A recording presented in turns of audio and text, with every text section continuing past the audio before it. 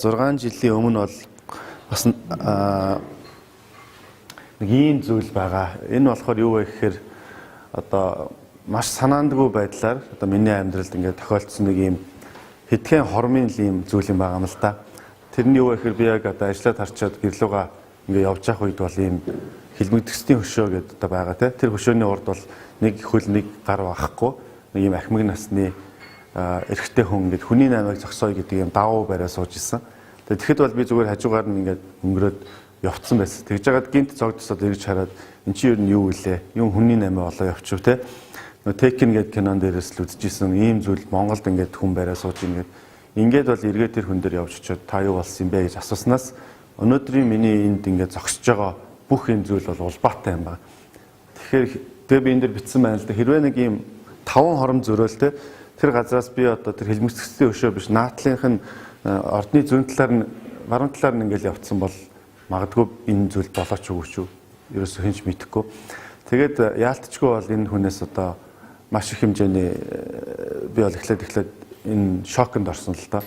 Тэр өдрийнх нь орой бол энэ хүнтэй уулзаад тэгээд ер нь юу болсон юм бэ гэд бүх нөгөө нэг энэ хүний наймаа яагаад ингэ сууж байгаа өөрийнх нь 16-7 настай байсан охиныг те одоо хичээлээ тараад явж байхад нь хүчээр хулгайлж авч яваад за одоо энэ нэг юм өрөө нэг юм шавар балгас шиг юм байна те яг одоо энэ өрөөнд ингээд өөр 3 охинтой цуг 4 жил 4 охиныг 6 жил ингээд хороод тэгээд бол одоо бүр биднээс их ойрхон дархийн бэлгэсэлхийн ингэргээд тэр ингэрт ийм газар байршуулад Улаанбаатар хотын 15-6 цэгт бол аваач худалдаж исэн. Шөнө болгон одоо бэлгийн мөлжлөг хүнийг худалдаж исэн ийм одоо хэрэг түүний одоо хохирогчийн аавтай би тэгж таарлцсан байна. Тэгээд тэрэнд бол би итгээгүй. Дараа нь бол өөрийнхөө нүдээр очиж тэр охинтой уулзаж ингэж бол одоо маш их одоо давхар дэм шоконд орсон. Ингээд эхлээд бол яг нөгөө эргэн үеийн үед бол энэ одоо юу гэдгийг нөгөө охтын шин мэдэхгүй үеийн үед бол шийдвэр гаргахад маш хэцүү байд юм байна л да. Би одоо зөв юм хийгээд байна уу, буруу юм хийгээд байна уу те. Явж хүн бас хувь хичээх бодол төрж байгаа. Энэ аюултай байж болно те. Эргээд энэ надад юу нэг миний мэддэг юм биш. Одоо энэ цагдаа хуулийнх нь хийгэл болох юм биш үү те. Би энд юу гэж явж байгаа юм бэ гэсэн асуултууд их байсан л да. Тэгээд тэрний дараах нэг сарын дараа бол одоо 10 сарын 12 оны 10 сарын тэр 24-ний өглөө бол энэ хүн бол амиа алдсан. Тэр бол одоо бас нэлээд шижигтэй байдалтайгаар одоо тэгж амиа алдчих. Тэр өдөр бол би бол өөрөө ер нь яг шийдвэрээ гаргаж чадахгүй байсан шийдвэр бол гаргасан. Би үүний эсрэг ямар нэг юм хийх хэрэгтэй байна. Яагаад тэгэхээр би энэ их зүйлийг харсан. Энэ хүн амьд байхдаа энийг хүний наймааны эсрэг гэдэг ийм их зүйлүүдийг надад хийлж өгчтэй. Ингээ хамтдаа бас нэг ингэж тэмцэж эхэлж ийсэн. Дээрээс нь бол тэр ард нь үлдэж байгаа. Ингээ зөндөө олон зүйлсүүд байж байгаа юм л да. Тэгэхэд бол одоо нөгөө анх шууд хүчирхийллийн эсрэг үндэсний төв гэдэг төв дээр очсон. Тэгээд тэнд бол одоо энэ хүн худалдаалахын талаар илүү мэдээлэлтэй болж авсан л да. Одоо манай эрхийн нийгмээс бол энэ чиглэл дээр бол хүйсийн тэгшэрхийн төв, хүчирхийллийн эсрэг үндэсний төв гэдэг байгууллагууд бол яг энэ дээр нэлээд олон жил тууштай ажиллаад эхэлсэн. Дотоодын хүн худалдаалах одоо хил дамсан хүн худалдаалах гэм тэргүүд дээр бол нэлээд олон жил одоо ган байсах их жаргал гэдэг хүмүүс бол байдаг. Тэгээд анх бол маш их зөв хүмүүстэйгээ бол уулзсан. Эхлээд бол би шууд ган байсах ихчтэй их жаргал одоо энэ хоёр хүнтэй уулзаад хүчирхийллийн эсрэг хүйсийн тэгшэрхийн төвөд хоёр байгууллагад бол одоо эхлээд очиж мэдээлэл авч энэ юу ямар зүйл хүн худалдаалах юу болсон тэр одоо нөгөө таншааны хүүхдүүд гээд 2000 оны ихээр маш олноороо байсан хүүхдүүдийн тоо яагаад гинт 2006-7 онд огцон цөөрсөн яагаад энэ үед тэр гадаад руу сургуульд явуулдаг өндөр одоо тэтгэлэгтэй те 100% тэтгэлэгтэй өндөр цалинтай ажилд оруулна гэдэг зарууд тэр үед тэгж их ТV заруудаар ихсэж исэн хүмүүс яагаад тэгж их оочрлж явж исэн тэрний хамгийн ихэнд ямар хүмүүс тийшээ явсан ч гэдэг юм ингээд маш олон зүйлүүд араас улбаатай ингэж бол гарч ирж байгаа юм. Тэгээ яг хоо энэ бол ингээ эхлэл. Гэхдээ энэ дээрээс нэг юм онцлог зүйл байгаа. Хоёр тэр байгууллагад очиход бол би нэг зүйл анзаарсан юу вэ гэхээр 90-ээс илүү хувийн тэр хүчирхийллийн эсрэг энэ хүний наймааны эсрэг сүүлийн 15-аад жил тэмцэж байгаа тэр хүмүүсийн 90% нь эмэгтэй хүмүүс байсан. Одоо өнөөдөр бид нар энэ зааланд ингээд харвал 3 юм уу 4 эрэгтэй хүн бусд нь ингээд баг 80-90% нь эмэгтэйчүүд. Ер нь бол нийгмийн оролцооны маш олон үйл ажиллагаан дээр бол ерөөхдөө энэ бол дандаа давтагддаг. Ер нь бол тэгээд тэгтэл энэ хүн худалдааллыг санхүүжүүлж байгаа, худалдан авж байгаа, тий одоо биеийн үнэлэлтээр дамжуулж худалдан авж байгаа болоод одоо энэ хүчирхийллийг үйлдэж байгаа гэр бүлийн төвшин ч гэсэн ширхийллийг үйлдэж байгаа хүмүүсийн бараг 90% нь эрэгтэй хүмүүс байж байгаа. Тэгэхээр энэ зүйл өөрөө буруугаар эргэцсэн зүйл.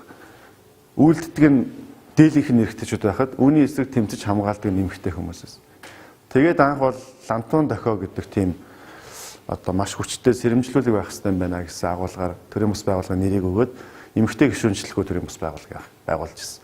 Одоо эрэгтэйчүүд энэ рискийг буюу энэ эрсдлийг давхар үрэх цаг нь болсон байна тий. Өнөөдөр эрчүүд бас ингэж сэрж яг өөрсдөө бас энэ хүчирхийллийн эсрэг зөв тууштай тэмцэхтэй цаг нь болсон байна гэх. Ингээд 12 онд хамгийн анх жинхэнэ эрхэн октыг худалдаж авдгуу гэдэг маш том компани ажлуудыг эрчүүдийг чиглэж хийгээд тэгээд энэ биеийн үнэлт гэдэг нэрэнд одоо далдлан үйлдэгдэжсэн хүн худалдаалах гэмт хэргийг таслан зохицохын эсрэг хамгийн анхны үйл ажиллагааг бол тэгж бол эхлүүлж ирсэн. Тэгээд тэр нь бас нэлээд бас хамрах хүрээнд их байсан л да. Тэгэхээр ер нь бол нэг ийм зүйлээс бол ингээд анх бол энэ зүйлийг хийж эхлэхтэй. Өнөөдрийн Лантуун дохио ингээд шидийн оронг гэдэг зүйлүүд бол улбаалаад явж байгаа. Би энтэй бас нэг маш ойролцоо нэг жишээ хэлье. Энэ дээр бол миний тодтох гээд байгаа зүйл болохоор ерөөсөө л иргэний хяналт оролцоо, иргэн хүний хамгийн наазахын үүрэг, хариуцлага гэдэг зүйл бол өөрөө маш том өөрчлөлтийг авчирдаг юм байна гэж хэлдэг. Тэр том одоо юу гэдгийг заавал том жигсаал, цуглаан, тэмцэл, заавал нэг бүлгэм тийм зүйл биш. Одоо бид нар юм ярихдаа ингээд төрийн төлөө огтон боож өгнө гэдэг үгээр иргэний оролцоо хяналтыг бид нар үгүйсгээл ямар нэгэн юмн дээр дуурах юм дээр бид нар дуурахгүй наазахын хөршин айлаас авахлаад бид нар хүчирхийллийг далдлан нууж явсаар хагаад өнөөдөр энийг ийм аимшигтай хэмжээнд хүрэх хүртэл бид нар явуулсан. Энэ бол бидний өөрсдийн иргэдийн алдаа байгаа. Яг үнэндээ бол тэгэхээр жишээ нь энэ дээр ч гэсэн би нэг айхтар хуульч ч юм уу мундаг танилттай ч юм уу хүн байгаагүй эсвэл одоо ямар нэгэн байдлаар энэ чиглэлээр мэдээлэлтэй хүн байгаагүй зөвхөн л энэ буруу зүйл байна. Энэ буруу зүйл байх ёсгүй. Үүний эсрэг ямар нэгэн зүйл хийх ёстой гэсэн энэ анхны оролдлого явсаар хагаад өнөөдөр ингээд тэр Лантуун дохио тэгээ яваад өнөөдөр энэ хүртэл улбаалаад 7 жил тодорхой хэмжээний нөлөөллийг үзүүлж явуулж байгаа. Тэгэхээр энэ бол миний тэр бол 7 жилийн өмнөх яриа байна. Тэгтэл ерөөсөө 1 жилийн өмнөх жишээг би та нарт дурдъя гэж бодож байна. Энэ дээр бол 17 оны намар одоо 13 настай нэг охин очир төвд амиа алдсан тэр сар бас нэг 5 настай бяцхан охин хойд авдаа өчнөдүүлсэн хэрэг гарсан. Тэр хэрэг болохоор яаж илэрсэн бэ гэхээр олон нийтэд төгсөн бэ гэхээр шүүх эмнэлгийн шинжилгээний хүрээлэнд шөнө бол ингээд тэр гэмтэлтэй хүмүүс очрлоо байж исэн. Тэгээд энэ залуу болохоор яг тэр 5 настай хойд авдаа өчнөдүүлсэн охины өмнөх очир нь байсан. Дараагийн очир нь байсан. Гэхдээ хажууд нь ингээд сууж байгаа болохоор сонсогдсон. Юу болсныг бүгдийг нь ойлгож мэдсэн. Одоо самбаранда явсаа гурн хойд аав нь хүчнэсэн байна 5 настай охиныг. Тэгэд одоо нагаз их чинь унааны зардлага болохоор тэр охиныг үүрээд ингээд холлоос үүрээд ирсэн байна гэд. Тэгээд яг шүүх эмнэлэг дээр очиод нөгөө нэг энэ шинжилгээнд орох болтол 10,000 төгрөгийн асуудал гарч ирсэн. 10,000 төгрөгийн төлбөр төлөх ёстой болж байгаа тийм. Төлбөрөөс чөлөөлөгдөх нэг нөхцөл нь болохоор одоо хороод үргээр яваад тухайн 5 настай охин өөрийгөө нэн ядуу гэдэг одоо тодорхойлолтоо өөрөө олоод ирсэн тохиолдолд дахиад бас бус бичиг баримтыг одоо бүрдүүлээд ирсэн тохиолдолд тэр 10,000 төгрөг чөлөөлөгдөнө. Үгүй бол тэрийг заавал төлөх ёстой. Ийм нөхцөл гарч ирж байгаа. Тэгээд 10,000 төгрөгийг төлж чадахгүй болонгууд одоо үйлчлэг хийхгүйгээд 5 настай охиныг буцааж ирсэн. Энэ одоо үйлдэл дээр нь энэ золбот гэдэг залуу 20 гаруй настай залуу юм билээ. Карманаас 10,000 төгрөг гаргаж ирээд наад хүүхэд чинь ийм учиртай ингээд 5 настай охиныг хүчнэсэн байна тий. Энэ 10,000 төгрөгийг би төлье. Та үйлчлэгт нь оруулаад өгчих гэж хэлчихэд тэгээ гэртээ орж ирээд бухимдаад энэ зүйлийг битсэн байгаа. Би яг ийм зүйл харлаа тий. Тэгээд тэр дөрөвдөө энийг ингээд одоо юу гэдэг одоо сошиал нэтворк зөв талаасаа ч юм уу олон хоёр талтай байгаа даа л да тий. Туушраад буруу явал буруу явчих чинь. Гэхдээ энэ тохиолдол дээр бол нэлээд том мессеж өгсөн. Одоо 1000 гаруй хүн шууд тэр дор шеэр хийгээд маш олон хүмүүс бухимдлаа илэрхийлсэн л дээ. Тэгээ яг маргааш нь бол энэ залуутай уулзаад тэгээ тэр одоо охины байрлж исэн газар руу бол одоо цуг яваад ингээд бол явж явах үед яваад одоо тэр бүх нөхцөлийг нэлээд сайн олж мэдсэн.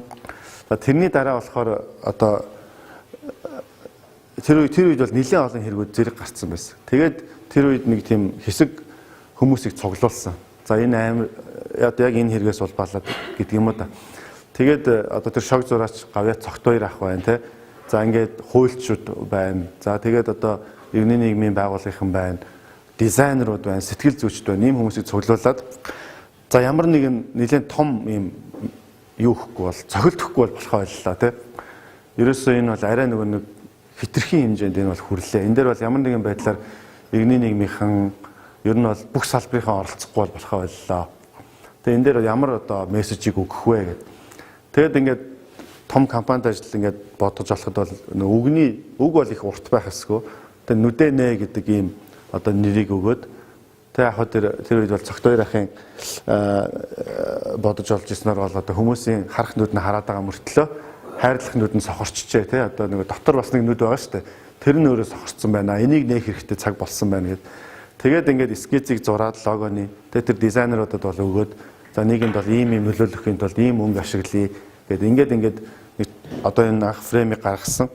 За тэгээд энэ дээр бол яг нөгөө нэг доктортой яг нэг энэ кейсийг барьж авч хагаад зөвхөн энэс хазайлгүйгээр яг энэ дээр 8 удаагийн жигсаал хий. Гэд одоо юунаас дүүргээс талбай дээр жигсаал хийх 8 удаагийн алтан бичгээ өгж эрхээ аваад ингээд шүүхийн шинжилгээний хүрээлэнгээс авахлаад очир төвийг хамруулад 8 удаагийн жигсаалыг бол хийсэн. Энэ дээр бол ингээд маш олон хүмүүс тэгт оролцсон л да. Тэгээ энийг бол одоо өдөр тутмын мэдээ сонингууд нүүрэн дээрээ гаргаж исэн одоо маш олон хүмүүс энэ дээр бол одоо нэлээд нэгдэж тал бүрт бол энд бол давалгаалж исэн. За үүний үр дүнд юу гарсан бэ гэхээр 3 саяын тушаал цуцлагдаад дахиад шинэ журам гаргасан. Тэгээ энэ дээр бол одоо дахиж Монгол улсад бага насны хүүхдийн хүчирхийлэлд өртсөн тохиолдолд энэ ямар нэгэн байдлаар төлбөр авахгүй ийм одоо шинэ журмыг Нямдарч сарын гэрэл Хүрлбаатар гэдэг энэ 3 саяын шинэ тушаалаар шинэ журам батлуулж чадсан. Энэ нь бол өөр гол амжилт нь байсан. Тэгэхээр энэ дээр бол судалгаа хийгээд үзэхээр улсын хэмжээнд одоо тэр хүчирхийлэлд өртөж байгаа бага насны хүүхдээс авдаг 10,000 төгрөгийн хураамжаар төсөвт 8 сая төгрөг одоо орлогддог юм байна. Тэндээс орон нутагт 3 сая төгрөг, Улаанбаатараас 5 сая төгрөг. Тэгэхээр бид нар одоо 5 настай хүүхдийн хүчиндүүлсэн хүүхдээс авах хураамжийн мөнгөөр улс одоо 8 сая төгрөгийн орлого олох болтлоо Монгол улс одоо аль ч төвшөндөө ядуураагүй байлттай тий.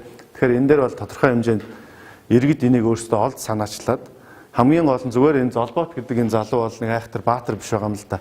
Зүгээр хийх иргэний үүрэг, иргэнийхээ л одоо хинч хүм хийх л ёстой зүйлийг хийсэн л байгаа. Гэтэл яг энэ үед бас нөгөө төрийн төлөө огтон боожхно гэдэг үг маань толгойд орж ирээд тий. Одоо ер нь би заавал энд ингэж далдгах хэрэг юу байна тий. Ингээл яг ингээл өнгөрцөн бол энэ зүйл жишээ нь ингээ улбаалаад явах уугүй юу гэдэг юм уу. Ийм асуултууд араас нь гарч иж байгаа. Тэгэхээр ерөөсөө л иргэний хяналт оролцоо гэдэг зүйл. Ер нь сүүлийн үед дэлхий дээр бол яг хүчирхийллийн эсрэг хамгийн бодиттой, хамгийн үр дүнтэй явж байгаа аргачлалууд бол иргэний хяналт оролцоог сайжруулснаар энэ зүйлийг бол одоо урьдчилан сэргийлэх болоод таслан зогсоох хамгийн үр дүнтэй байна гэж ерөөхдөө бол үзээд байгаа. Тэгэхээр ерөөсөө л нөгөө нэг тэмцэл нь талбай дээр биш нь хөрш айлаасаа л хэлэх хэрэгтэй юм байна л дээ.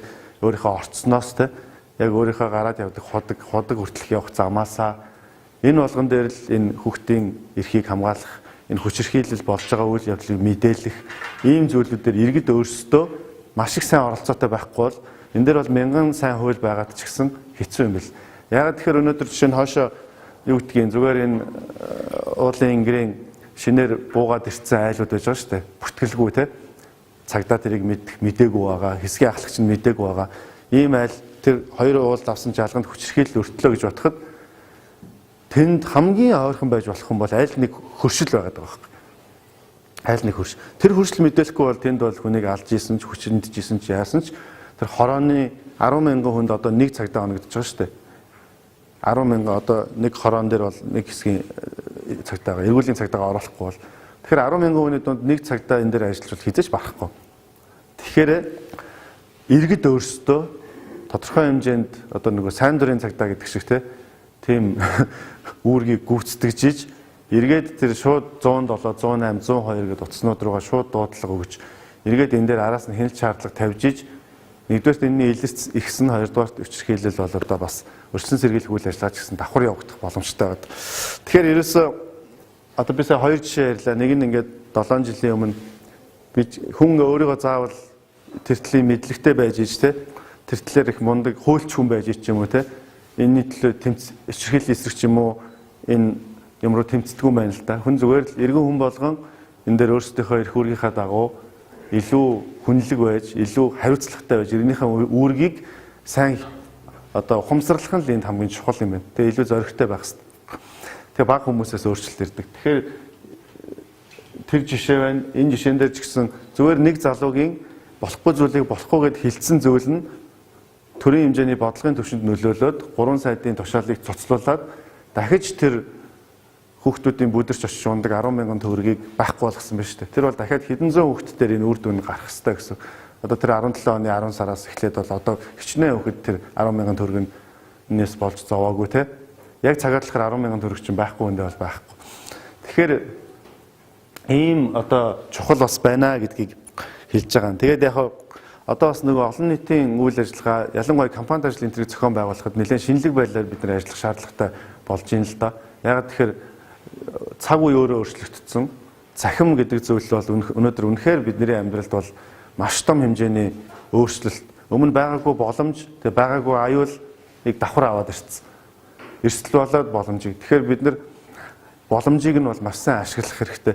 Тэгэхээр нэгэнт хүн болгон утсаа маажж байгаа бол нэгэнт хүн болгон энээсээ салхаа болцсон бол энд нь бид нар хэрэгтэй зүйлийг хийж өгөх. Энд нь бид нар тэр одоо жинхэнэ нөгөө олон нийтэд хэдэн 100 сая төгрөг телевизэд өгөөд хүргэж чаддгүй тэр мэдээлэлээ бид нар өнөөдөр үнэгүй хүргэх боломжтой ийм цаг үе өнөөдөр ирсэн байж байгаа. Анфрен хөдөлгөөн гэж ярихад энэ бол бүгдээрээ мэдж байгаа тийм.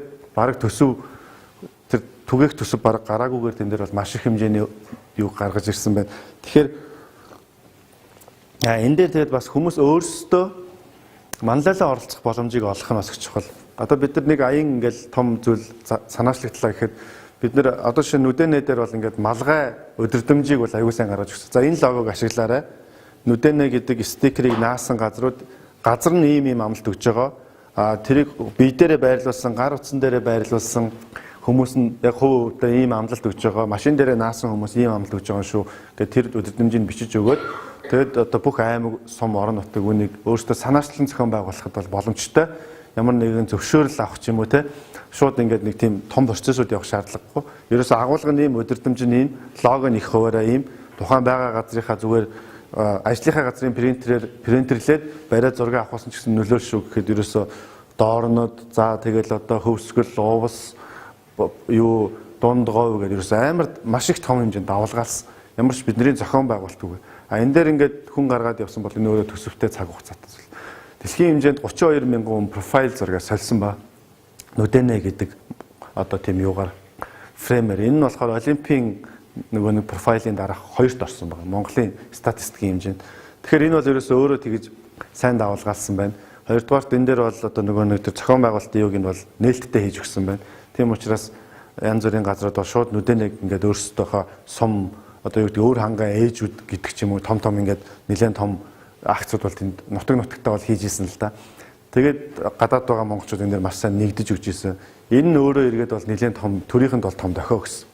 Жишээ нь юу гэдэг сүүл цагдаагийн газрын дарагтай уулзахад бол нүдэнэ бол бас нэлээд их шахалт өгсөн шүү. Тэрний одоо юугаар бол маш олон баг 500-аад тийм зочид буудал, дэм буудал одоо саван массаж гэдэг газрууд бол бид нар шалгалт хийсэн. 200 гаруйгийнх нь бол одоо эрхийн асуудал дээр нүүл ажиллагаа явуулах тэр юун дээр нь бол бид нар бас хязгаарлалт тавьсан гэдэг тийм зүйлүүдийг бол бас хэлж ирсэн. Тэгэхээр дам нөлөө нь өөрөө бол зөвхөн нөгөө энэ юу гэдгийг те нэлээд том хамарсан байна гэсэн үг л дээ. Тэгэхээр энэ дээр бол бас нэлээд амжилттай явсан. Ялангуяа сошиал ингээд юмнуудыг ашиглаад тэгсэн мөртлөө зөвхөн сошиал биш энэ чинь нөгөө юм өөрөө хүрээн хамраад ирэхээрээ телевизүүд бол өөрсдөө аваад гаргасч байгаа. Сонингууд бол ингээд бүгдээрээ баг нүүрэн дээр шахав энийг бол гаргасан л та. Тэгэхээр энэ дээр бол нэлээд том тийм ахицтай бол явж чадсан гэсэн үг. За одоо хэдүүлээ нэг жоохон цөм яриа руу оръё. Энд бол шидийн оронг гэдэг ерөнхийдөө бас сонсч ирсэн хүмүүс бас нэлээд байгаа бах те. За тэгэхээр ичдийн гормонын за энэ хаяг одоо барих гэж байгаа хоёрын хаягаар бичсэн байх шүү. Шараад нийцсэн. Одоо бол байгаа нь баян өшөнд байдаг те. За ер нь бол яг хоо шидийн оронг гэдэг байгаа энэ зүйл болохоор өөрөө нэлээд их тийм олон жилийн үйл ажиллагаа яваад нөлөөллийн ажил хийгээд ингээд нэлээд нийгэм дээр ажиллаж байхад тийм нэгдүгээр шийдлгүй байдлаас хоёрдугаар эмзэглэлээс бол үүссэн байна. Ер нь бол бид нар эхний 3 жил бол нэлээд туршлага муутай нэг удаагийн гал унтраах маягаар ингээд болсон газар болгонд ингээд явж очиод тэгээ энд нэг айлын гэр шатхад тэн дээр одоо явж очиод тэнд нэг хүүхдээ өчрхийлэл гэхэд ингэж явж очиод ингээд нэг жоохон систем муутай гэтээ сэтгэл байгаад байдаг. Гэтээ аргаа олдоггүй ингээд нэг юм гал унтраах маягаар эхний 3 жил бол яалтчгүй явсан ба. Одоо Лантуун дохиогийн хувьд бол тэгээ яг хоо хөөхөн тэгж жагаад нэг жоохон систем рүү орох гэж үзсэн энэ 25 дугаар эмийн сангийн хажууд нэг байр түрээслээд ингээ хүүхд хамгаална гэдэг хаяг хийгээд тэгээд одоо чихэл эсрэг үндэсний төвд нэг 8-9 жил ажиллаж исэн сэтгэл зүйч охиныг тэнд ингээ бүтэн цагаар ажилуулад ингээд нэг тийм хүүхдийн хамгааллын холбон зуршлах төв гэдэг зүйлийг үүсгэн байгуулах гэж оролцсон. Оролцох нь бол ичдийн орны нэг суурь нэг байдаг. Тэгээд тэрний өмнө бол бид нар тэр ичдийн уут гэдэг ингээ нэг шинэ жилээр өвлийн үгүй ингээ засаа охин болоод ингээ хүүхдүүд дээр очдог аяныг нэлээд олон жил хийцэн байсан. Тэгэхэд бол ингээ аян бол өөрөө ингээ маш олон хүүхдүүдэд хүрээд баярлуулад сайхан болж байгаа мөртлөө ардаа дандаа маш том эмзэглэлүүдтэй нөгөө засаа охтууд нь ингээ юучгүй уйлаад хүрээд ирдэг те. Нөгөө нийгэмтэйгээ ингээ хүүхдүүд чинь толонгуудаа шоконд ороод идэг сайн дурын хүүхдүүд ийм юмнууд аягүй гарсан л да. Тэгээд нөгөө нэг цаана шийдлгүй гараад ирсэн. Одоо төлөөгүй нөөсгүй хоолгүй айлд очиод бэлэг өгчөөд гараад ирж байгаа хүмүүс чинь баяртай байхгүй шүү дээ. Тэр чигээр нь орхичоод те. Тэгсэн мөртлөө гэртээ аваад ирч чаддаггүй. Тэгээд ингээд тэр зүйл маш их ингээд эмзэглээд ийм юмнуудыг яах ёстой юм болоо гэд. Тэгээ маш олон тийм шууд хүчирхийлэл дээр нөгөө өвлийн үгэн засаа охтууд нь явж ордог. Тэгэл өвлийн үгэн зодуулдаг ч гэдэг юм уу ингээд тэр цаана нь бол бас их хөвгтэй түүхүүд бол олон байгаа л да. Тэгээд яг тэр чинь угаасаа л өөрөө нийгэм байж байгаа юм чинь те. Ямар ч. Тэгэхээр ингээд явж байгаа. За ямар ч байсан нэг ийм нэг нэгээр нь бишээ нэг ийм хүүхд хамгааллын төв байгуулъя гэд.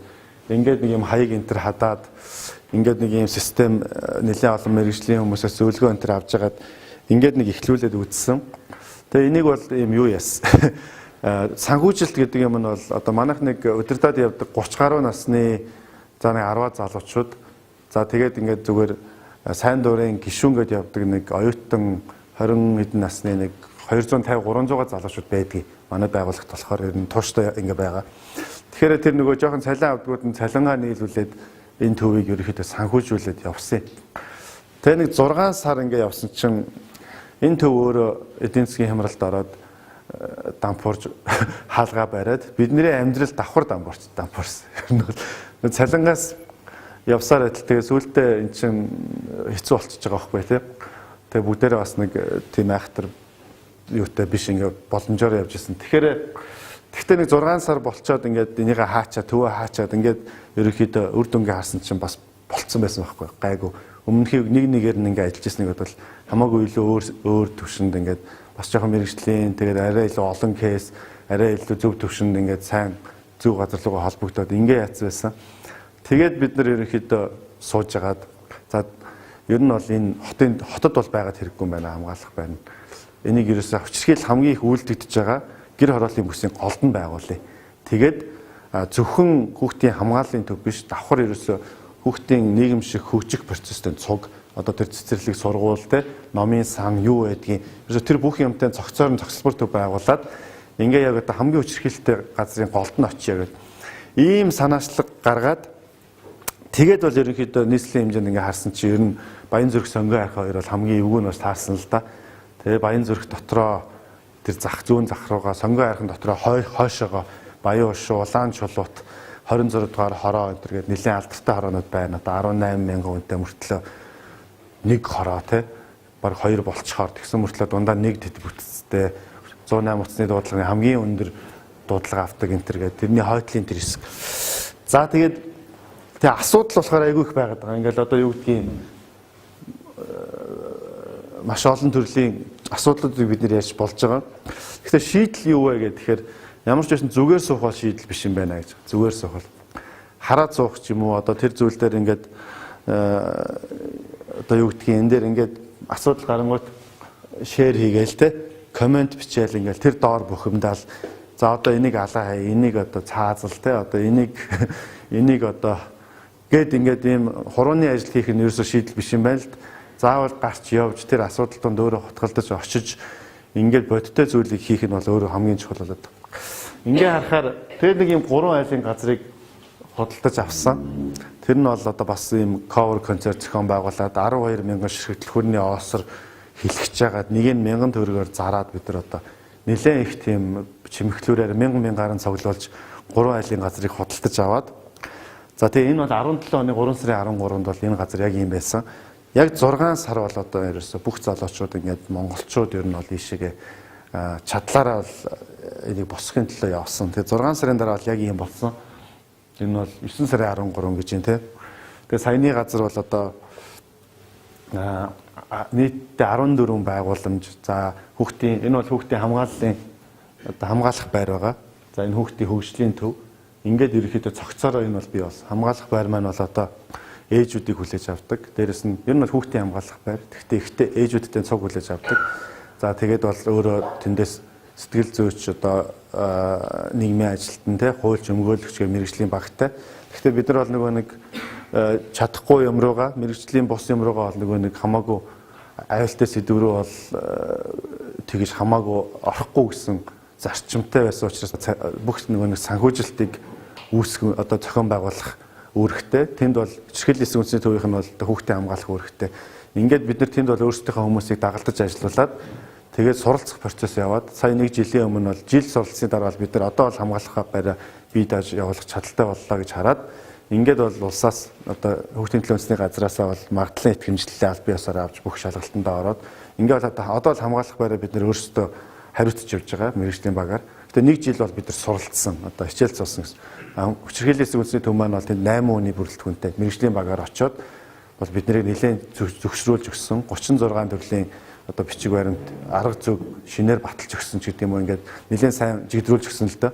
Тэгэхээр бас нөгөө нэг тийм хин заавал одоо би лантуун дохио гэх юм байхгүй те хин чадж байгаа нь бол энийг аюу сайн хийх ёстой гэсэн тийм зарчим байна.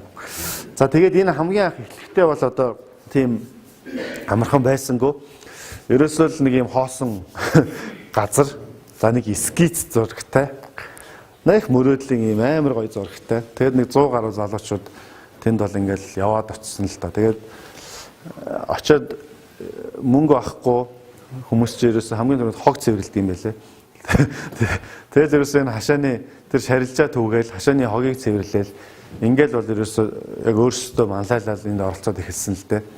Ингээд хүмүүсийн хандлага бол нааша одоо тусалж эхэлсэн. За энэ дээр бол одоо юу гэдгийг барилгын мэт одоо тэр жил бол барилгын хувьд маш хүнд жил байсан. 17 он бол ерөөсөө бүх арамтуур тэнгэрт болцсон айхтар жил байсан. Тэгэл 100 айл мальчин юм хов хоосон болцсон, төвжирхээ болцсон тийм жил бол баригдсан л да. Тэгэл одоо энэ тэгэхэд бол компаниуд үнэхээр маш их энэ дээр оролцсон. Одоо нэг ходог ухдаг танан гэдэг компани гэтэл за энэ жил хэцүү байна. Гэхдээ ямар ч бас ус гаргаад өгч яах нар нэгэл ингээл ямар ч мөнгө гаргалгүйгээр усыг гаргаж өгвөл тэгэл одоо энэ 11-р ангийн хүүхэд гэтэл манайхыг фэйсбүүкээс олоод харцсан. Өөрөө 20 ширхэг зураг зураад нэгийг энэ уршуудын хэвлэлдээ 50,000 төгрөгөөр ээжтэйгээ очиж зарсаар хагаад 1 сая төгрөгийг бэлнээр босгоцсон. Хамгаалах байранд хандив гэдэг энэ хандвилж ирсэн. Жишээ нь 11-р ангийн хүүхэд. Тэгвэл бол одоо энэ зургийг энийг нь бол үлдээсэн байгаа. Энийг заавал хамгаалах байранд өлгөөрэй гэдэг. Одоо өлгөөтэй байдаг л да. Энэ тэгээд тэр үнэг зурцсан байгаа. Тэгээд энэ үнэг бол хүүхдийг хамгаалах ёстой гэдэг ингээд бас тайлбарлаж өгч байгаа. Тэгэхээр нөгөө 11-р ангийн хүүхэд энэ асуудлыг ийм сайн ойлгоод энэ дээр ийм оролцоог гаргаж ин жишээ нэхэд бол тийм. За тэр уртлын ингээд тэр ойр хавийн ходог модгийн тэрүүгээр хүүхдүүд ингээд бас нэг хадаасдахгүй гэсэн чинь ингээд хадаас мадаас хөрхөн бантгаар бооцсон авчиж бэлгэлж мэлгэлээд ингээд маш олон ийм сонирхолтой сэтгэл хөдлөн зүйлүүд бол байнгын болж ирсэн өдөр болгон. Тэгэхээр энэ бол ерөөсөө дандаа Монголын ард түмний 1000 төгрөг ямар хүчтэй байдгийг харуулсан жишээ болсон л да. Олон хүн нэгдсэн түүнээс цөөхөн хүн их мөнгө хандуулсан зүйл биш.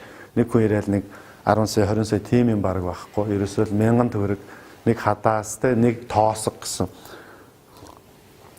За тэгээ яг нүдэн дээр бол одоо бүх үйл ажиллагааг бид нар бол өөрсдөө тэнд 4 хонтой гэр бариад тэндээ өөрсдөө амьдрал тэгэл бүх үйл явц процессыг бол ингээл лайв хийгээл тэгэл хүмүүсийн хандуудыг шилэн данс гэдэг сайт үүсгэж байгаа шилэн дансан дээр тусгай хон гаргаж бүх хандуудыг шивүүлээл ямар мөнгө орж иж байгаа нь тодорхой, юу орж иж байгаа нь тодорхой, эргээд тэр нь юунд зарцуулагдж байгаа нь нэг багнаараа тодорхой.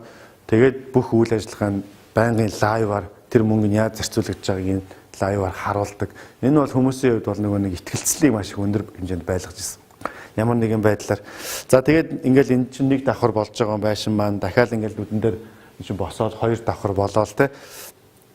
За тэгээд яг үндэ бол гэр хорооллын, захын гэр хорооллын хүнд нөхцөлтэй газар бол ингээл хүүхдүүдийн тоглоомын талбай гэхэд бол нэг хуучин машины сэг иймэрхүү л байгаа шүү дээ. Ерөнхийдөө бол нэг тэнд бол одоо хүүхдийг хөгжих, тоглох тийм юм бол баг байхгүй. Тэгэл хороо болгоно нэг юм пиавар тоглоом ингэсгээл аваачаал тэндээ тавьсан. Тэгэл зарим нь тэрийг арчилдаг, зарим нь бол тэгэл тэрэнд ихсгээл эвдэрч байгаа л тэгэл ингээ байхгүй болсон байд. Тэгээ яг хамгийн түрүүнд нэг саксны хэсэг ингээд доотлон цутгагдаад саксны хэсэг бэлэн болцсон. Тэгэл ерөөсөө хүүхдүүд баг ингээд барилга байшин барихын хажуугаар чинь тэрүүгээр баг оочрлал бүр үнэхээр нөгөө нэг тийм зүйлээр цангацсан байсан гэдэг нь бол хүүхдүүдэд бол харагдаж байгаа. Тэгээд ерөөсөө одоо бид нар ингээд залуучуудыг өсвөр насны залуучуудыг ч гэсэн ингээд та нар гой хөгж те инг тэг гэл ингээд айгүйх сургаал ингээд айлддаг. Яг үнэндээ бол тэнд бол нэг 2 худаг те нэг хэдэ харахгүй гудамж тэгэл нэг одоо хэдэн PC тоглоом тийм л юм байж шүү дээ үнэндээ. Ямар номыг уншиж байгаа хаашаа орж тэрийг уншгээд байгаа юм те хаан суугаад яаж хөгж гээд байгаа юм тэр бол айгүй ойлгомжгүй асуудал байгаа. Гэр хорооллын захынхаа нөхцөлд бол ерөөсөө л нэг тийм нөхцөлтэй. Тэгэхээр энэ зүйлүүдийг бид нар илүү тэнд байгуулах, бий болгох, ялангуяа энэ олон нийтийн хөгжих төв, олон нийтийн community center ийм зүйлүүд бол ихээр бас баригдах шаардлагатай болж байгаа юм. Их үйл явдал болно тэр хугацаанд. Одоо нэг орой нөхдүүдийг ингээд тэрүүгээр ингээд гүгээл бүгдийг суулгаж байгаа л ингээд лекц уншлаа. За ингээд та нар одоо энэ саксны талбай бол одоо та нар их те та нар л энийг одоо хамгаалж арилан одоо хамгаалах ёстой энэ төр гэл баахан том юм ярьчаал. Тэгэл нөгөө гэртээ орчоод сууж исэн чинь нэлээд шүн болоод байсан чинь ингээд нэг юм тэр манайчин гэрлийн хажууд нэг юм сүмигээд тахгүй саксны талбай яг хажууд. Тэгээ босоод ингээд харсан чинь нэг ийм хэдийн юм шомбойсон юм толгойнууд ингээд суучиж. Тэгээ энэ юу болчих вэ? Ингээд яваад очиж ингээд нэг юм 4-5 хүүхэд ингээд суучиж ингээд юу ч хийхгүй ингээд боржорн дээр. Та нар ч одоо энэ ингээд гэртээ харихгүй юу гэж сууж байгаа. За бид нар хамгаалж ийн юм. Та түрүү хамгаал гэдээсэн.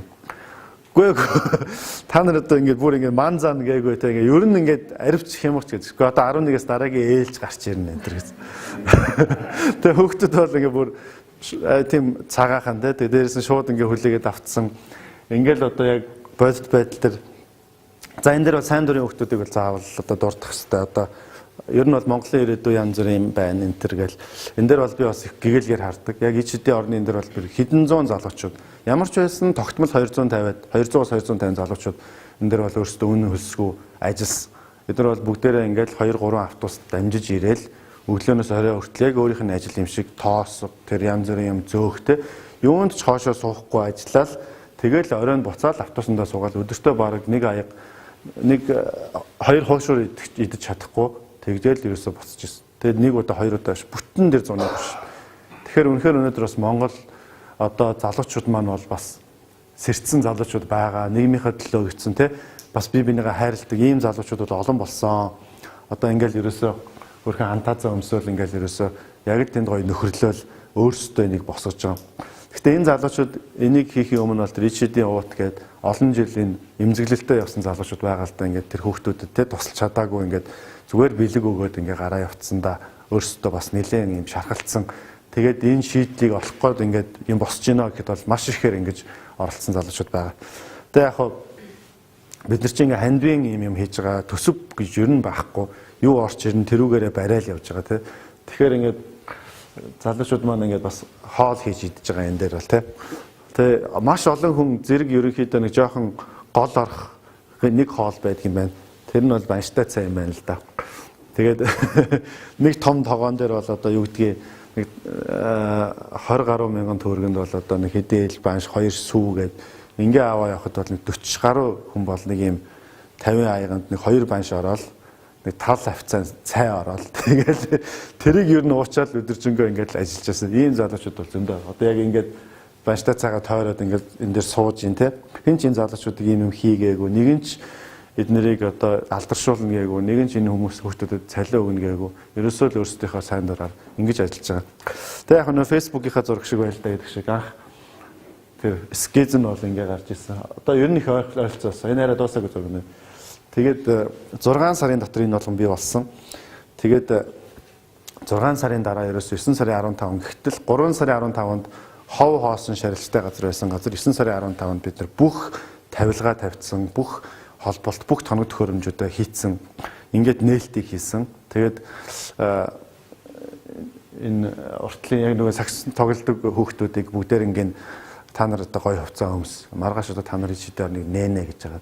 Ингээд нэг ч дарга байхгүй, нэг ч хүн үг хэлэхгүй, нэг ч төрийн бас байгууллагын тэргүүн мэргүүн одоо янз бүрийн засаг дарга марга тийм хүн гişүүн мишүүн байхгүй. Ерөөсөө л хүүхдүүд өөрсдөө хөрхөн хайжилж нээгээл ингээл энэ нээлт бол болж исэн. Тэгээд энэ хамгийн бага өртгөөр хамгийн сайн чанараар баригдсан барьдаг гэж хэлж чад.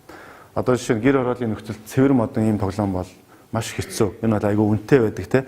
Тэгтэл ингээд энэ болгоныг бол ингээд байгууллагууд дааж аваад хийсэн л дээ. Одоо шинэ энэ бол оюутлогоо ажилч дотроо клубтэй юм байлээ. Тэр клуб нь ингээд бид нар ямар ч байсан юм сайн тоглоом хийж өгнө шүү дээ юм уу.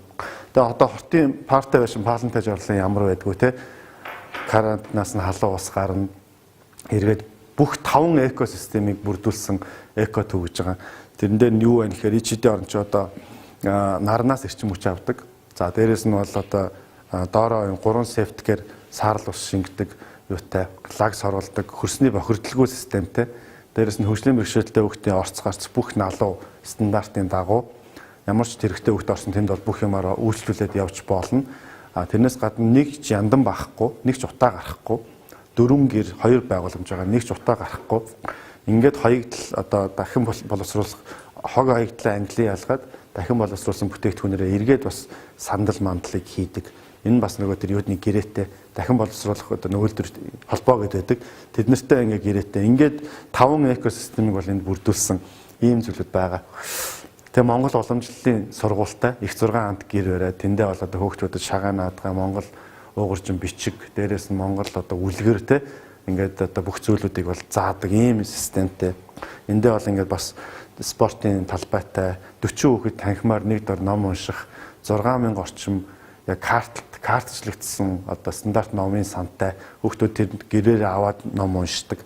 Заас нэг иж шидгээд нэртэй болохоор юм дизайн дээр бас тэ нэг тийм одоо ерөөсө гэр ороод ингээл нэг байшин барилга гэхээр л нэг 2 тоосхон байшин байшаа аваач барьчих гээд тэ улаан тоосхон байш. Ягаад тийм гад тэд хүүхдүүдэд бас нэг тийм үлгэрийн ч юм уу нэг тийм гоё зүйл байж болохгүй гэж гисэн амбиц айгүй өндөр байсан л да. Тэгээ эхлээл нөгөө айгүй гоё зураг гаргачаал гаргаадах гээл гэсэн чинь нөгөө нэг интерьерийн хүн маань нэг тийм 2 тоосхон байшин ингээд зүгээр будгаар бутцсан зураг аваад гисэн. Гэхдээ чи нөгөө үлгэрийн иж шид мэд маань яасан бэ гэж үнэтэй болно шүү дээ гээл. Гэхдээ яага үнэтэй байж болтгүй юм бэ? Гэр ороод ингээд хүүхдүүд ихээр л нэг юм 2 тоосхон байшин барих хэрэгтэй юм уу те? Энд чинь нэг юм дизайн мизайн ингээд тэр хүүхдүүдийн бас нэг гоё юм хийл та гэд. Ингэсээр агаад бас нэг жоохон одоо энэ хөмсөг болгон чинь мөнгөлдөө одоо тий яг барилга дээр бол ингээд нэг чи хөөс зүсэл зөнзөө зардал гардаг тий энэ болгонд бол ингээд бас нэлээд сэтгэл шингээж хийсэн. Тэгээд одоо энэ хүүхдийн баг бүлгийн хүүхдүүд маань ингээд байж байна. Үр дүн бол яг энэ бол өнгөрч жилийн өмнө ихтгэл тавихад бол дөнгөж барьчлаа гэд байж исэн. Одоо бол нэг жил 4-5 сар үйл ажиллагаагаа яг жигдрүүлээд нөгөө хөрсөн дээр ажиллаж үзээд те үр дүнгээ гаргаад ирж байгаа болохоор бас нэлээд бардам байгаад байна л да. За тэгээд ер нь бол сүүлийн үед дэлхийн чиг хандлагаар хүүхдийг дангаар нь харахаа болсон. Аль болохоор гэр бүлээр нь бол одоо гэр бүлээр нь ингээд цогц хардаг. Өөрчлөлтийг гэр бүл рүү чиглэж бас нэлээд хийдэг болсон байгаа. Эргээд одоо юу гэдгийг аль болохоор тэр гэр бүлтэй хамт өөрчлөх гэр бүлээс нь салгах биш хамтдаа гэсэн юм. Тэгэхээр бид нар эцэг эхчүүд рүү чиглэсэн нэлээд олон хөтөлбөрүүдийг бол хийж байгаа л да. Энэ дээр бол одоо ээжүүдийг нь бол гар урлалын тийм декопаж янз бүрийн гараар хийдэг те эсгий тийм юу одоо янз бүрийн уут муут гэдэг доор бас нэг 3-4 ойдлын машин аваад тавьчихсан. ингээд багшаар заалгаад өөрсдөр нь ингээд гэрээр нь юм хийлгээд тэрийг нь Улаанбаатарт Facebook энэ төрөөр борлуулж өгөөд ингээд шууд 100 орлогын нөгөө тахаар тодорхой хэмжээний орлоготой болоод хийх ажилтаа болчихороо аригтаар суух нь багасдаг юм байна. Эргээд нөгөө аав нь ч гэсэн хажууд нь байжгаад эхлээд нэг сар мар бол хараа зүгтгий. Аста мууса Иесусийнхэн гэж манай чи ер нь гэр оролт гайгүй юм хийчих гэхээр л хурж ирэл Иесусийнхэн гэж загиндаг тийм хүмүүс олон шүү дээ. Яг үүндээ сүүлийн 20 жил ер нь Иесусийнхэн л нэлээх юм хийсэн юм шиг байна л да. Тэгээд одоо яг ингээд залуучууд сайн дураараа ингээд шашин машин биш те. Ингээд ийм хүмүүс нэгдээд таньдан байна тэгэхээр ерөөс эхлээд бол ойлгохгүй байх. Ийм зүйл ер нь байд юм уу. Тэгж байгаа сүултээ бол айгүй их бас дэмжин. Тэгээд эхлээл тэгэл арх уугаал хараагаал тэгээдсэн хүмүүс чинь ингээл нэг хэдэн сар марын дараа ингээл тэр тоглоомын талбай буланд очиж суудсан те. Хүүхд мөхтэй ингээ харцсан суудсан тийм юм байж. Тэр нэг 2-3 сарын дараа ингээд ганц нэг 5 чигний захмах барьцсан ингээд эхнэр мөхнэрийнхээ хажууд нөтг нь мөнгө болоод тахаар тэр чинь бас урамтай болно шүү дээ. Иймэрхүү өөрчлөлтүүд бас гараад байгаа. Тэгэхээр нөгөө шидийн орн бол зөвхөн бас хүүхэд зөвхөн тэр одоо бидний хариуцаад явж байгаа нэг 70-80 хүүхэд биш. Ерөөсөн анханасаа зорилго нь бол энэ community нөлөөлөл гэдэг юм хийх гэж бас оролцсон. Одоо тэр ингээд үлгэд дуурайл авах тийм яг нөгөө тэр аз жаргалтай амьдрал хүний амьдрал чинь бас ийм гоё байж миний хүүхэд ч гэсэн ингэж сурж боловсрж те ингэж өрсөлдөж гээд тийм зүйлийг нь яг ингээ хажууд нь бий болгох тэр нь ингээ 24 цаг нөлөөлнө гэдэг өөрөө их чухал та. Нэг удаа арх уудаг хүмүүсийг дуудаж ирээд гэдэг лекцийг 2 цаг уншаад яваад өгөх нэг ондоо 24 цаг яг амьдралын хажууд харуулад байх бас нэг ондоо. Хүн чинь ингээл хараал ингээл эхлээл ингээл үүсгэн тэгж байгаа л ингээл өөрөө жоохон өөрчлөгдөд байдаг. Тэгэд энэ удаан хугацаанд нэг хүний 20 жилийн хүчирхийлдэг зуршил, уудаг зуршил чинь 2 цагийн лекцээр алга болно гэж байхгүй. Бас тэрийг өөрчлөхөд хугацаа бас 2 жил, 3 жил магадгүй тууштай юм хэрэгтэй юм байл л дээ. За тэгээд аюу шүү чи утаа бол амир. Тэгээ хаяа нэг салхи одоо салхи одоо Монгол цорын ганц утаатай тэмцэж байгаа салхи гэдэг байгаа шүү дээ. Тэгээ утаа салхи утаатайгаа тэмцэхээр бас их гоё цас мөсний орон шиг хүлэмжнээсээ бид нар энэ жил их сайн ногоо авсан. Одоо хүртэл даршилсан өрцөө янз бүрийн ногоонуудыг бас хүлэмжнээс бид нар бас дуусаагүй байгаа. Их сайн тоогоочтой. За тэгээд энэ Монгол сургууль маань тэр байж байна. За тэр одоо тэр юу цаатлын тэр сарвч тэрний цаана дахиад 3 гэр байгаа. Онцгийн нөхцөл нөгөө маш хүнд нөхцөлтэй ингээд бүршүүн мөн цус нүжээ гоожуулаад ирэх тийм ээж мэж бас байгаа шүү дээ. Тийм нөхцөлд бид нар чинь бас түр амьдруулах нэг тийм гэрүүд байдаг л та 3 гэр байгаа. Бид нар бүгдээрээ доороосоо шалнаасаа хаална. Тэгээд ямар нэг утаа гардаггүй. Тэгээ ингээ харахаар энэ бол тэр бум 21 сая 29609 төгрөгийн өртөгтэй байгууламж болсон байгаа. Тэгэхээр яг үнэхээр монголчууд өөрсдөө нэгдээд ингээд яг харуулж чадна гэвэл ерөөсө 6 сарын дотор бид нэр тэр бомч хамаагүй биднэрт хүч байгаа юм байна гэдэг л харагдаад байгаа юм л да. Тэгээ эндээс чинь бол одоо энэ мөнгө хандууны юм, тэгээ гэрээ болон мэлгэлийн хандууны юм дэлхийн тархан суусан монголчуудаас 187 сая төгрөгийн тусламж ирсэн байна. Бараг тэр жилийн бүх наадмууд энэ тентхийн улсад болж байгаа наадмуудыг шидийн оронд хандив зөвлүүлж ирсэн. За тэгээд эхлээд бол бид нар ер нь бол хэвлэл мэдээллийн байгууллагатай маш муу харилцсан л та. Муу гэдэг нь зав байгаагүй гэсэн үг. Одоо шууд барилга дээр байгаадсан. Тэгэл нөгөө нэг янз бүрийн мэдээ зүйтэй ер нь өгөөгүй. Гэтэ фэйсбүүкийг 100% бүр фул ашигласан. Тэгээд тэр нь сүүлдээ ингээд мэдээ болоод идэг болсон байсан юм байлээ л дээ. Тэгээ 8 сар мар гээд нэлээд гоё байшин босоод ирэх үеэр бас сонин монингууд гаргасан юм байлээ нэлээ. Тэгсэн чинь малчид итгэхийлэн одоо ханд өгч эхэлсэн. Хоноор. Тийм. Тэгээд малчид одоо яг 8 сарын үед бол яалтчгүй ингээл одоо малчтаас бол хоньны ханд ингээл за ингээд 2 төлөг явууллаа тэ ингээд даргоон дээр тосоод аваарай гэл ингээл залгаал сонингоос харлаа минийхөө энэ төр гэл ТV 9 Монгол комментор гарч ийн энэ төр гэл тэгээ бас ярьдаг ус. Тэгээ нөгөө бид нар чинь хонь моно аваачаал обамогоор солиол ингээл. Ер нь бол дээс томох хөлгөр бол их олон удаа хийгдсэн. Анх бол жоохон нүүрс олоод нүүрсээ аваачиж нэг газар цементээр солиол, цементийн үйлдвэрт тэрийг аваачиж бетон зургийн үйлдвэртээ аваачиж бетоноор солиол тэгэл тэрүүгээрээ цутгаж мутгаал ингээл. Янз бүрийн сонин юу юм болсон. За тэгээд яг хоо эндээс ингээ харахаар яг энэ бол одоо анх бол бид нар ямар нэгэн төсөөлөл айгу муу байлаа л да өртгийн талаар өстэй энэ яана 100 сая 200 сая болох юм биш үстэй энэ төр гэл ингээл амир ер нь тийм тэгжээс тэгсэн чинь ингээд бид нар ч мдээгүй ингээл цаг хугацаа ч гэсэн харавсан сум шиг өнгөрсөн ичидээ орон эргээд бүх төсөв тооцоогоо байсан чинь ийм болсон байсан. Тэгэхээр бид нарт ийм их хүч байсан гэсэн. Энэ хугацаанд яг арай жоохон шинэлэг байдлаар нэлээд аргачлалуудыг хийх гэж үзсэн л дээ. Тэр нь бол хийх хүнд арга нь бол олдоод байгаа. Тэгэхээр одоо жишээ нь юу гэдгийг candy гэж тэгэхэд candy гэж одоо хүмүүс зарим нь бол мэддэгчгүй байлаа шүү дээ. Юу candy гэдэг тэр 2 жилийн өмнө шүү дээ баг тий. Тэгэл хүмүүс амар их candyтэй байдаг юм байна. 100,000, 500,000 тэргээд өөрийнх нь мэддэггүй candy. Тэгээ тэр нь уул нь бол цахим мөнгө ингээ шууд ямар ч газар очсон 500,000 төгрөг гаргаад өгөх тийм мөнгө л юм бэлээ л дээ. Тэгээ кендигийнхэнтэй уулзсан чинь ингээд бид нар ингээд баг хэдэн тэрбум кенди аваачаад хүмүүс рүү нөгөө point буюу те урамшуул болгоод цацсан. Тэр нь зарцаад ингээд эргэлдэж чадах болчлоо. Та нарт бүх системийг үүсгээд урамшуулгүй болгоод ингээд биш шимтгэлгүй болгоод ингээд өгье. Та нар хичнээнийг цуглуулж чадна. Тэр хэмжээгээр чинь бид нар бол одоо шууд бэлэн мөнгө болгоод өгье гэж кендигийнхэн ярьж байгаа. Тэгэл бид нар ерөөсөө тэгэхэд яг хойтлын байшингийн хундаам цутгах гээд мөнгө зогссон байсан үе. Чихрээр хундаам цутгана гэл кенди чинь чихэр байгаа шүү дээ. Тэгэл давалгаал бол яг ерөөсөө 10 хэдэн сая төгрөг энэ төр босчихсон яг тэр үедээ. Тэгээд тэр хундаам энэ тэрийг бас цутгаж ирсэн яг өндөө чихрээр. Одоо энэ кендигээр ингээ 23 сая 900 төгрөг одоо яг гаргаж ирээд тэр үед хундаам цутгаад сүүлд нь урсгал зардалт хэрэгэлсэн. Ийм нөхцөлтэй байж байгаа юм. Тэгэхээр ингээл энэ бас нэг юм боломж зүгээр байжсэн л байгаа байхгүй те олж хараад хайгаа явсан бол тэр ер нь олон юм байдгийм байлээ. Ер нь зүгээр ингээд зөв менежмент хийгээд зөв зохион байгуулалттайгаар ингээд сайн уриалаад явбал тэгээ одоо бол сүүлдээ нөгөө кенди маань шууд гар утасныхаа аппликейшн дотор ичидийн ор ингээд цэс оруулсан мессеж бичих ямар шаардлага байхгүй кендинийхаа тоог бичээл 70,000 тийм хүн аппликейшн суулгацсан байгаа юм бэл. Одоо энийг дахиад идэвхжүүлнэ гэж байна.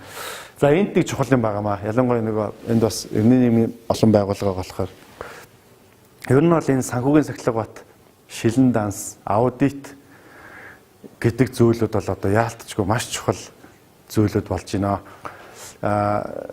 Энэ бол яг нөгөө бид нар тэрний өмнөх жил Америк руу яваад Нью-Йоркд одоо нэлээд олон улсын байгууллагуудтай жоохон уулзсан л да. Тэгэл ч нөгөө айхтар эндээс ч нөгөө янз бүрийн боршуур те видео, медиа одоо хамаг байдгаа барайл очсон чинь тэдний хэлдэг нэг үг байд юм байна. Наадлаа бүгдийн цааш нь тавьчих. Эхлээд санхүүгийн аудитын тайлангаа гаргаад ирээ. Дараа нь наадах чинь харнаа.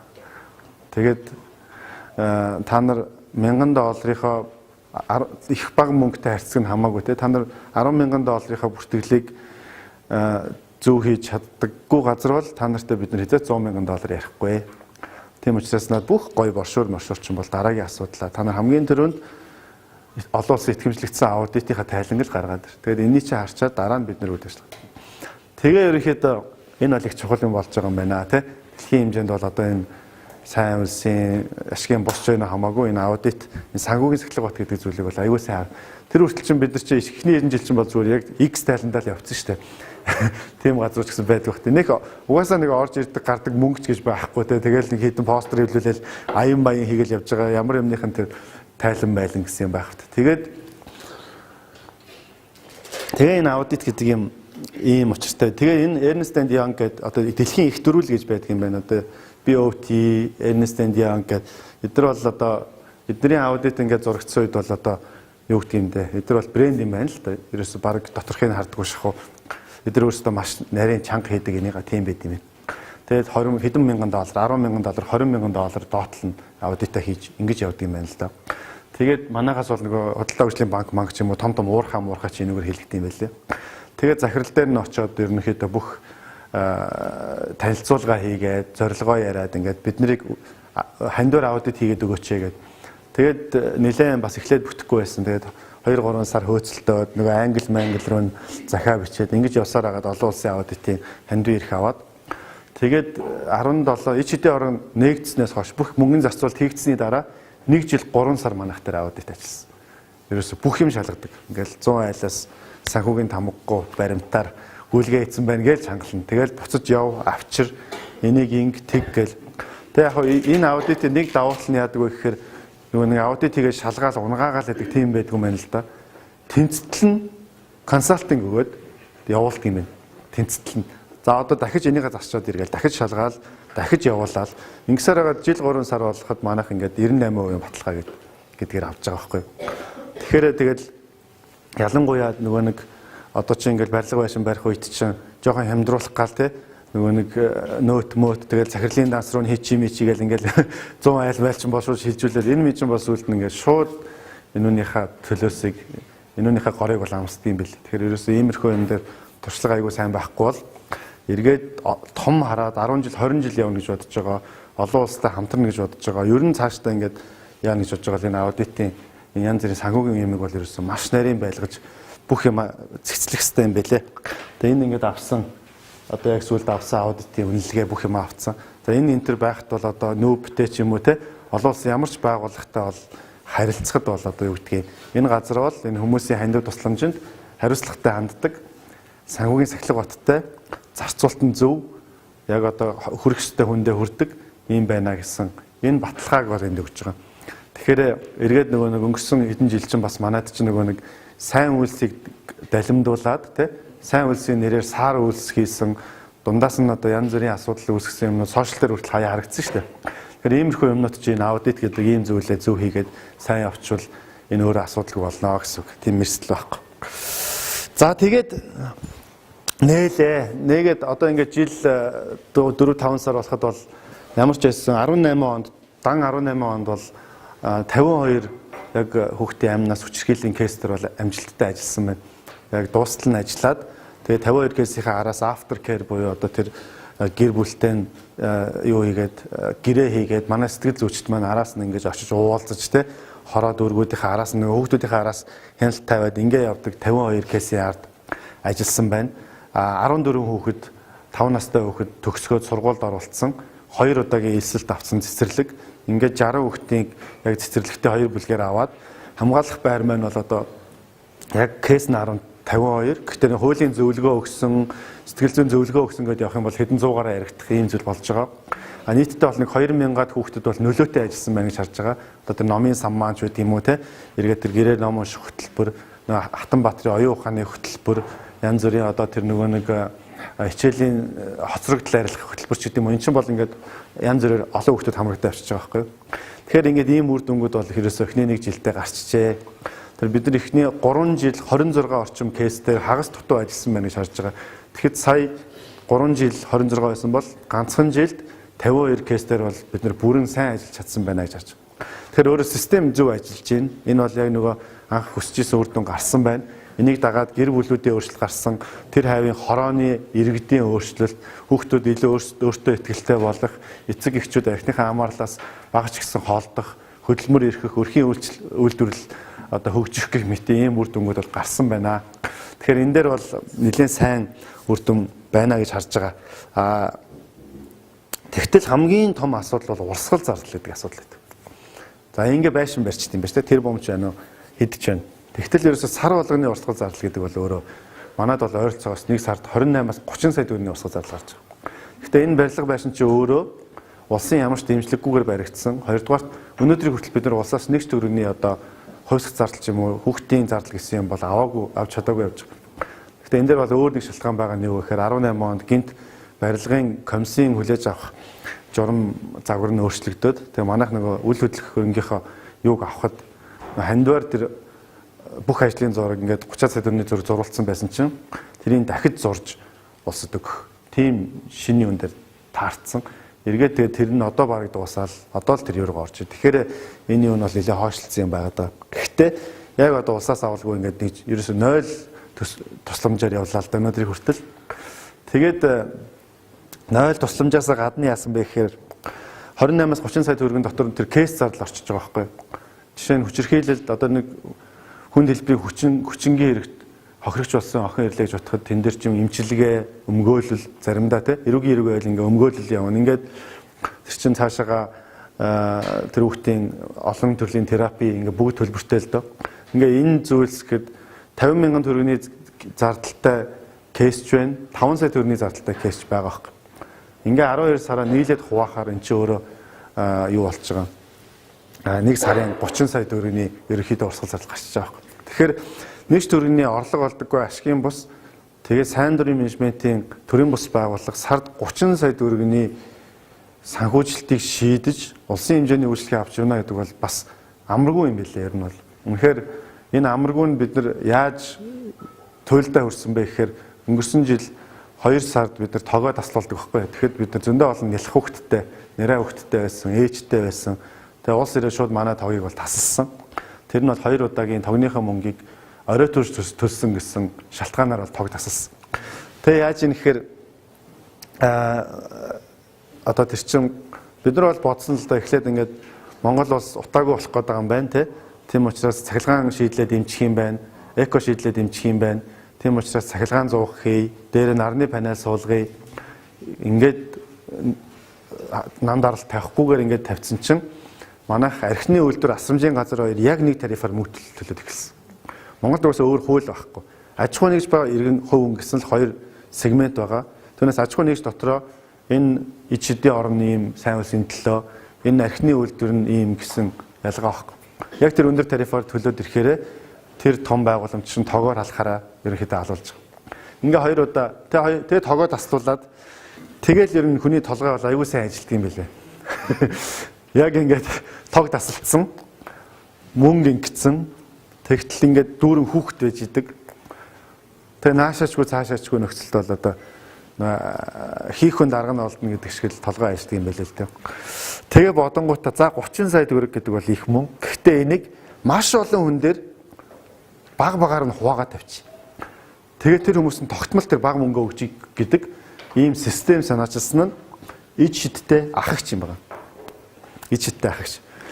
Тэгэхээр юу вэ гэхээр ерөөсөө өдөрт хүн $1 өгөөд 350 ид шидтэй ахагч байхад болчих юм байна гэж харж байна. Тэгээ Америкт бид нар манай Лантуун дохиогийн салбар төрийн бас байгууллага байдгийг Вашингтонд. Тэд нар маань бас нэлээд бэлтгэл хийсэн тэнд. За наа чи $1 хүний ямар мөнгө вэ те? $1 нэг хүн өдөрт өгөөд чадхаар ер нь монголчууд байна уу гэсэн чинь ерөөсөө маш их байна нэ. Тэгээ Америк явсан. Тэгээ Америк руу яваад 10 хотоор ингэж явсан. Яг газраар ингэж бүр шопродлоод бүх юм ачаад ингэж бүх презентацийн янз бүрийн танилцуулга бэлдээд ингэ яваад тэгээ энэ Сиэтл гэдэг хотоос Вашингтон хүртэл хичнээн 10,000 км мэдхгүй ингэж газраар явсан. Тэгээд 10 хотод 26 удаагийн яг ийм илтгэл арга хэмжээ хийгээд бүх үннээ ярьсан ингэж бид нар гэхдээ ийм систем байгуулад ирлээ. Ингээд өдөрт $1 хандуулаач. 2000 гаруй хүнтэй уулзснаас бидний зорьсон 350 хүн бол виза карта холбосон. Ингээд бид нар бол яг амжилттайгаар тэр ичтэй ахчийг цуглуулж чадсан. Тэгээд өдрийн $1 350 хүн гэдэг чинь өдрийн 350 хүн буюу өдрийн сая гаруй төгрөг сард ингээд эн чинь 30 сая төгрөг байхгүй юу? Тэгэхээр cover хийчихэж байгаа. Нөгөө ичтэй орны урсгал зардлыг. А энэ дээр бол цаана IT-ийн сайн вебсайт үүсгээд тэн дээр нь санхүүгийн асуудлыг сайн шийдээд нэг удаа тэр хүн виза карта холбосон бол автоматар сард нэг удаа $30 татдаг. А тэгээ тэр хүнд бол яг өөртөө зориулсан тийм тайлан одоо цахим сэтгүүл очдог. Таны мөнгө яаж зарагдаад байгаа? Туяа гэдэг охин ямар дуу шинээр сурсан те? Өнөөдөр ичдийн оронд юу болж байгаа гэдгийг тайлгандаг ийм систем үүсгэсэн. Ингээд ийм олон монголчуудтай уулзсан байна. Ингээд он сартайгаа уулзаад Чикаго гэхэд ингээд хичнээн 10 монголчууд ингээд те. Тэгээ монголчууд маань энийг бол айгүй тийм илгэмсгээр хүлээж авсан. Ягаад тэгэхээр тэд нар хол байдаг, Монголдо санаа зовдөг, тэгсэн мөртлөө оролцож чаддгүй. Тэгээд оролцохдоо ч гэсэн ингээд нэг удаагийн ингээд хувц мөвц явуулахаар бас нөгөөтгийнхөө үр дүнг сайн харж чаддгүй юм байд юм хэлээ л дээ. Тэгээ өдөр болгоны тэр хүний одоо оролцоо, өдөр болгоны сэтгэлийн үеиг байдал гэдэг өөрөө маш чухал тэр хүмүүст бас нэг тийм аз жаргалыг бол авчирсан зүйл бас. Тэгээ бас тэр гадаадаас ингээд Монголынхаа төлөө юм санаа зовоод комент өчгөрөө чи одоо тэр сайхан газар очиж суучаад их мэдлээ цэцэрлэглээ гэж хэлдэм байл л. Тэгээ одоо бол би тийх хэлэх хөвгтэй боллоо тий. Би муучгүй өдөр болго өөрийнхөө хөлс хөдөлмөрөөс $1 би тэнд байгаа хөлтөд рүү явуулж байгаа шүү гэж хэлэх хөвгтэй боллоо гэсэн хүмүүс ч гэсэн байсан. Тэгээ ийм одоо бид нар бүр ийм сэтгүүл энэ төр гаргаад энэ хүмүүс рүүгээ явуулдаг. Одоо ингээд $1 гэдэг англи монгол дээр тэгээд эхлээд бас энэ тайлагных ажил өөрөө их чухал мөнгө явж иж болно. Эргээ заавал тэр мөнгө яаж зарцуулагдж гинэ гэдэг энэ юу байгаа.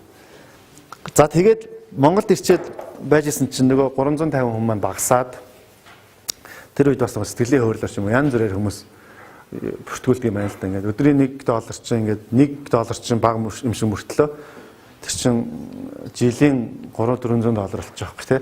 Тэгээд ингээд дундаас нь cancel хийсэн хүмүүс зөндөө байгаад 200 гаруй хүнтэй болоод болдгийг. Тэгээд нэг урсгал зардал дахиад асуудалд үүсчих. Тэгсэн чинь Монголд байгаа монголчууд маань Улаанбаатарт байгаа Монголд байгаа монголчууд маань бол аюу их саналуудыг тавилаа. За окей $1 бол 2500 төгрөг бол угаасаа энэ Монголд хэцүү те. Гэхдээ 100 төгрөг бол өгч чадна шүү те. 100 төгрөг бол окей. Ямар ч байсан миний карманаас өдөр 100 төгрөг гаргахад бол бид нар нэг ямар нэгэн байдал алга. Тэгхийн учраас энийг зохицуулахаа ингээд Монголд энийг ийм багаар хийгээч гэдэг. Тэгээ банкнуудаар нүгөө явсан. Ерөөсө хоорондоо банкнууд чинь трансфер хийгддэггүй. Хоёрдугаар Монгол банк ч өөрөө хуультай. Тэр нь байгууллага дээр хөрөнгөлийн үйлчлэгээ явж болдгоо юм шүү дээ. Зөвхөн хувь хүн дээр явдаг. Тэгэхээр $1 банк байгууллага руу орж болохгүй гэсэн. Тэгээ хаан банкны удирдлага энэ дээр хамгийн сайн одоо нааша харлаа. Тэгээ хаан банк ч нөгөө шинтгэл мэтгэлгээр бас нэлээ хэл хамттай юм шиг байна шүү дээ. Тэгээд тэгээ хаан банкныхан маань бас нийгмийн хариуцлагын тал дээр нэлээд нааштай юу яагаад Монгол банктай бүр ингэж ярилцаад өөрсдөө шинэ тушаал журам манай зориулж гаргаад байгууллага дээр холбогддог болгоод байж болох бүх шинтгэлийг нойллоод ингээд Монголд 100 төгрөг, 300 төгрөг, 500 төгрөг гэдэг ичтэй ахчийн хөтөлбөр сая өнгөрсөн 7 хоногт аль бие ясаар эхэлчихлээ. Өнөө орой лайв нь хийгдээд яаж нэгдэх зааврууд нь гараад ирэх юм. Тэгэхээр ерөөсөө банк дээр очих гэрээ хийх мэх ямар шаардлага байхгүй. Ерөөсөө л нэг удаа тэр интернет банк руугаа ороод тэр он сараа бичээл хөрөнгөлийн үйлчлэгээ өдөрт 14 ч байсан болно шүү. Тэгээ өдөрт ерөөсө тэр нь хамаагүй байхгүй юу? Энэ бол нэг бидний санал болгож байгаа тоон. Гэхдээ өдөрт ингээд хэдэн төгрөгийг хийж чадхаа одоо тохируулаад тэгэл нэг удаа паспортаа хийчих юм. Тэгээд таны дараагийн ямар ч танд төвөг өчрөхгүйгээр өдөрт 10 төгрөг нь хасагдана 100 төгрөг нь хасагдаад байна. Тэгээд имэйл чинь тэр нэг холбоотой байгаа шүү дээ банктай. Тэрүүгээр чинь бид нэр тайлан явуулаад байна. Ерөөсөө ийм учиртай. Тэгээд анхны ичтэй ахагч нар Монголоос бас төрсөн. Тэгэхээр ерөөсөө л одоо 10,000 хаан банк 200 мянган харилцагчтай юм байна. Данстай. Тэндээс 10,000 хүн нь л өдөрт 100 төгрөг өгөхөд одоо тэр шидийн орон нэг те тэрийг 100% cover хийж чадах юм байна. 100% бүрхэж чадах юм байна. 2,200,000-аас 10 шүү дээ. 10,000. Тэгэхээр биднэрт ерөөсөө л ингээл хүч байгаад байгаа юм байна л да. Түрүүн ч гэсэн бид нар харлаа те 1000 босгож байгаад бид нар тэр бумаар төрний байшин босгоцсон. Өнөөдөр бид нар 100-100-аа нийлүүлэхэд л ерөөсөө л тэр 30 сая төгрөг бол өдрийн 10 гэдэг чинь та нарыг бодоод үзэх тийм байгаа сте те. Тийм. Тэгэхээр ийм биднэрт гаргалгаа юмнууд их олон байгаа юм байна л да. Тэгэхээр энийг бас бид нар түүчилээд эхлүүлчихвэл дараа нь ч гэсэн олон төрлийн бас байгууллагууд иймэрхүү аргачлалаар явж болохоор л юм байлээ. Ерөөсөө нэг хүний нуруунд дээр их ачаал тавихгүйгээр мянган хүний нуруунд дээр л бага ачаал тавьчих واخ.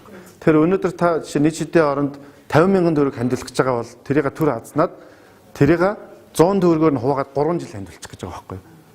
48,000 төгрөг. Тэ?